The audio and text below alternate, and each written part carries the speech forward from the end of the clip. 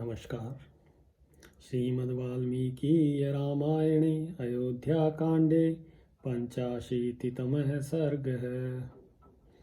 एवमुक्तस्तु भरतो निषादाधिपतिं गुहं प्रत्युवाच महाप्राज्ञो वाक्यं हेत्वर्थसंहितम्। निषाद राजगुह के ऐसा कहने पर महाबुद्धिमान भरत ने युक्ति और प्रयोजन युक्त वचनों में उसे इस प्रकार उत्तर दिया।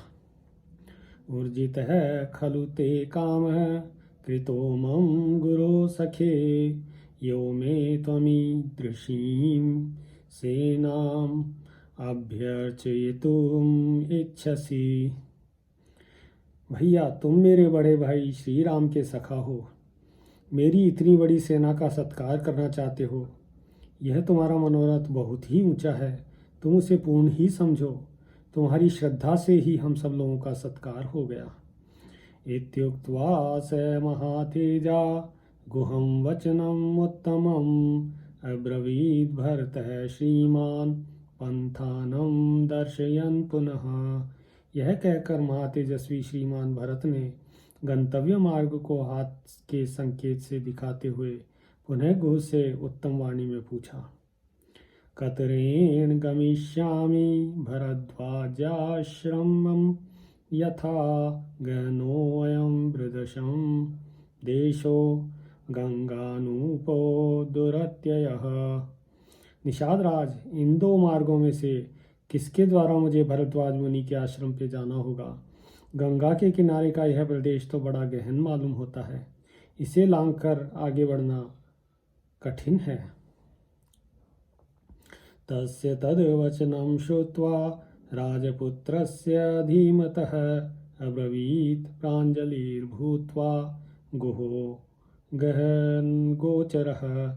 बुद्धिमान राजकुमार भरत का यह वचन सुनकर वन में विचरने वाले गुह ने हाथ जोड़कर कहा, दाशास्त्व अनुगमिष्यन्ति देशज्ञाः सो समाहिताः अहं चानुगमिष्यामि राजपुत्र महाबल। महाबली राजकुमार, आपके साथ बहुत से मल्लाह जाएंगे जो इस प्रदेश से पूर्ण परिचित तथा भलीभांति सावधान रहने वाले हैं। इनके सिवा मैं भी आपके साथ चलूँगा।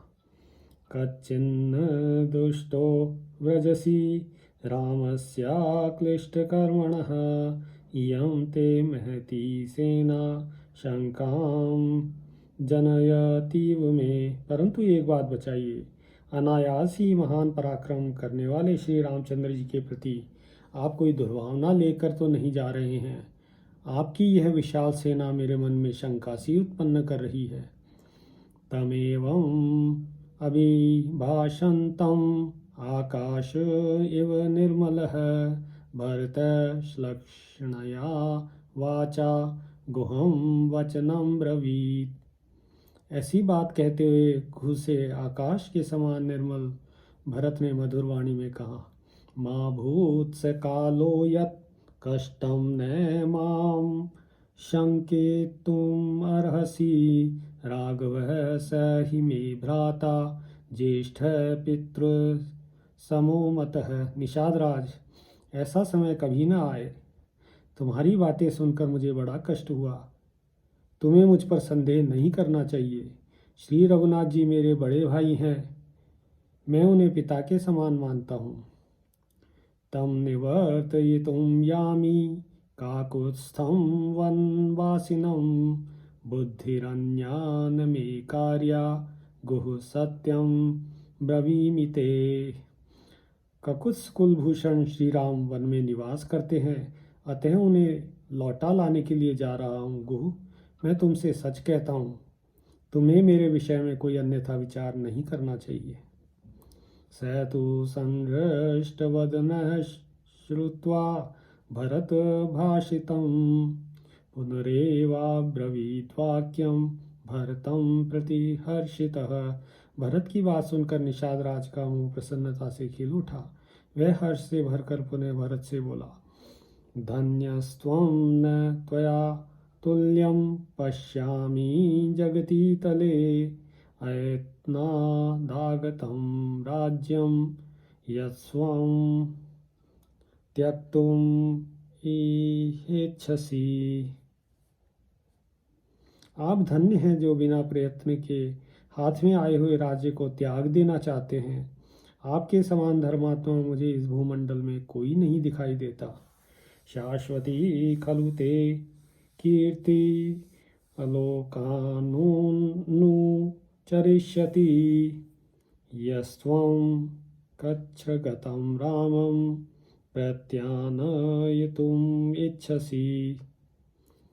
कष्टप्रद वन में निवास करने वाले श्री राम को जो आपको लौटा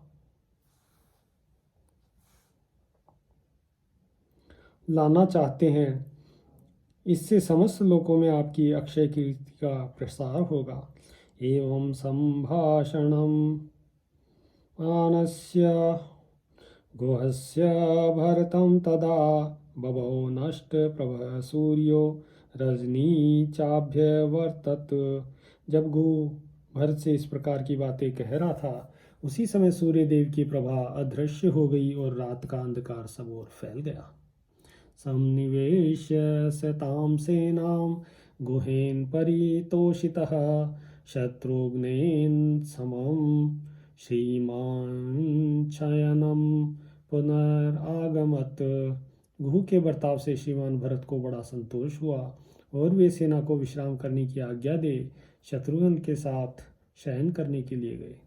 राम चिंतामय शोको भरतस्य महात्मनः उपस्थितो यानहस्य धर्मप्रेक्षस्य तादृशः। धर्म पर दृष्टि रखने वाले महात्मा भरत शोक के योग्य नहीं थे, तथापि उनके मन में श्री रामचंद्र जी के लिए चिंता के कारण ऐसा शोक उत्पन्न हुआ जिसका वर्णन नहीं हो सकता। अंतर्दाहेन दहनः संतापयति राघवं वनदाहाग्निसंतप्तं गूढ़ोऽग्निरिव पादपम्। जैसे वन में फैले हुए दावानल से संतप्त हुए वृक्ष को उसके खोल में छिपी हुई आग और भी अधिक जलाती है, उसी प्रकार दशरथ मरणजन्य चिंता की आग से संतप्त हुए रघुकुल नंदन भरत को वह राम वियोग से उत्पन्न हुई शोकाग्नि और भी जलाने लगी। प्रसृतः सर्वगात्रेभ्यः स्वेदं शोकाग्निसंभवं यथा सूर्यांशु संतप्तो हिमवान् प्रसृतो हिमम्। जैसे सूर्य की किरणों से तपा हुआ हिमालय अपनी पिघली हुई बर्फ को बढ़ाने लगता है, उसी प्रकार भरत शोकाग्नि से संतप्त होने के कारण संपूर्ण अंगों से पसीना बहाने लगे। ध्यान निर्दर्शैलेन विनिश्वसित धातुना दैन्यपादप संघेन शोकायासाधि संगिना